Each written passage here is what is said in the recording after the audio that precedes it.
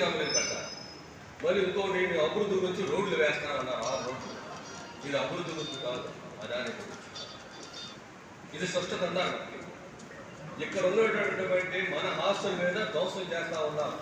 దాదాపు 13 వార్డులు వస్తాయి. దీని మీద 13 వార్డుల మీద మన మీద దోషం జరుగుతుంది. ఇటు వడ్లపూడి శ్రీలనగర్ మీద నుంచి ఈ మధ్యకాలంలో పెట్టారు. చాలా డెవలప్మెంట్ అనుకుంటాం, చాలా డెవలప్మెంట్ ఏరియా అయిపోతుంది. మన గాజు అభివృద్ధి చూసుకుంటుంది.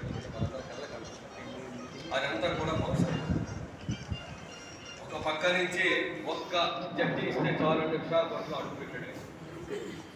విశాఖపట్నంలో ఒక జట్టి గురించి వచ్చాడు ఆయన. విశాఖపట్నానికి కోర్టుకి 350 కోట్ల రూపాయలు బ్యాంకు నుంచి లోన్, ఆయన రూపాయి పెట్టుబడి లేదు, బ్యాంకు నుంచి అప్పు తీసుకొని లీజుకి తీసుకున్నారు.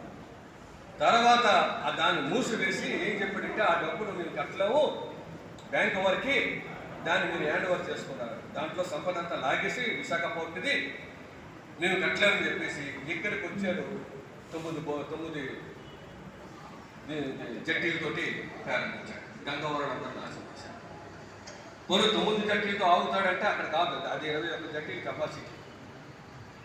21 జట్టీలు పెరిగిన తర్వాత మొత్తం ఇంకా ఎంతమంది మనకు 4 జట్టీలు ప్రారంభమవుతాయని ఇలా ఉంది. 21 జట్టీలు ప్రారంభమవుతాయి అనుకుంటారు.